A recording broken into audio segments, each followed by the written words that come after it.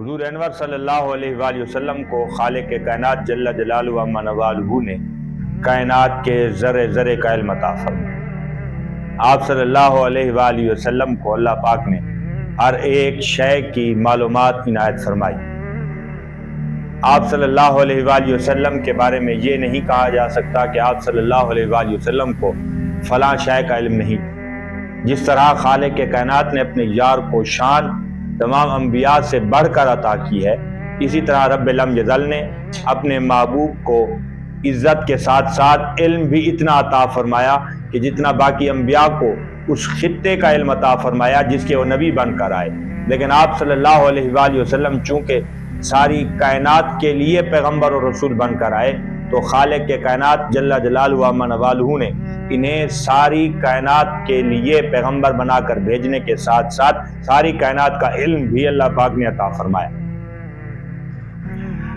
حضور انور صلی اللہ علیہ وآلہ وسلم یہ نہیں کہ جب اظہار کیا جاتا تب اس کا بات کا جواب دیتے، حتیٰ کہ آپ صلی اللہ علیہ وآلہ وسلم فرماتے ہیں اللہ نے مجھے اتنا علم سے نوازا کہ اگر کسی کے دل میں بھی کوئی بات ہے تو میں وہ بھی بتا سکتا ہوں کہ اس نے دل میں کیا رکھا ہوا ہے اور اس کے ذہن میں کیا چل رہا ہے۔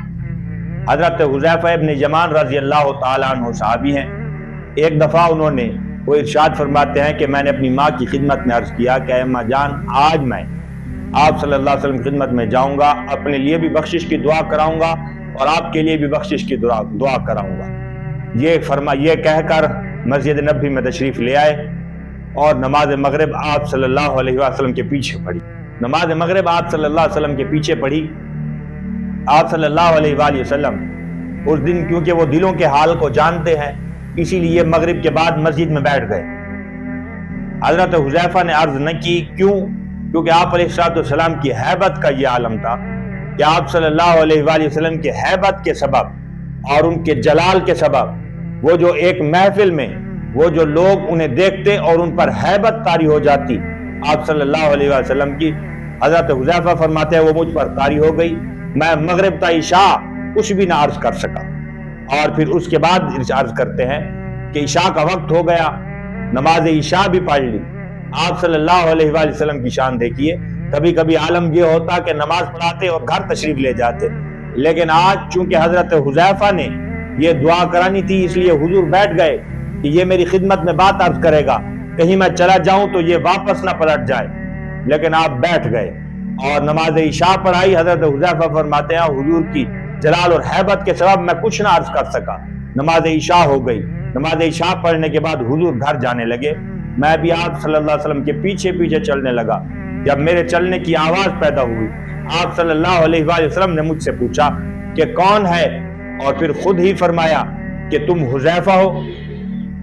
تو عرض کیا کہ یا رسول اللہ جی میں حذیفہ ہوں۔ تو آپ صلی اللہ علیہ وآلہ وسلم نے اس کے جواب کو سن کر ارشاد فرمایا کہ کیا کام آئے ہو، اور پھر خود ہی ارشاد فرمایا حضرت حذیفہ کہ عرض کرنے سے پہلے آپ صلی اللہ علیہ وآلہ وسلم نے خود ہی ارشاد فرما دیا کہ اے حذیفہ جاؤ، اللہ پاک تم پر کرم نوازی فرمائے، تمہاری بھی مغفرت فرمائے، تمہاری ماں کی بھی مغفرت فرمائے۔ اب تم مجھے یہ بتاؤ کہ تم کس کام کے لیے آئے تھے۔ اب حضرت حذیفہ فرماتے ہیں کہ اب میں کیا کہوں حضور، جس کام کے لیے آیا تھا وہ تو سوال کرنے سے پہلے ہی آپ نے جواب عنایت فرما دیا، اب میں کیا عرض کروں کہ میں کیا کرنے کے لیے آیا تھا۔ اب حضور والا میں کیا عرض کروں کہ میں کیا کرنے کے لیے آیا تھا۔ کہتے ہیں کہ بھی مجھے عرض کرنے سے پہلے ہی آپ علیہ السلام نے عطا فرما دیا، اب میں کیا عرض کرتا۔ تو جس طرح میں نے شروع میں بات عرض کی کہ ہمارا یہ عقیدہ آج سے نہیں بلکہ 1400 سال سے یہ عقیدہ آ رہا ہے کہ آپ صلی اللہ علیہ وآلہ وسلم کو خالق کے کائنات نے نہ صرف انسانوں کا، انسانت کے دلوں کا، بلکہ کائنات کے ذرے ذرے کا علم خالق کے کائنات نے اپنے یار کو عطا فرما دیا۔ دعا ہے کہ اللہ رب العزت اپنے کرم سے، اپنے فضل سے ہمیں نعمت ایمان پر استقامت عطا فرمائے۔ آمین۔ وآخر دعواہم الحمدللہ رب العالمین۔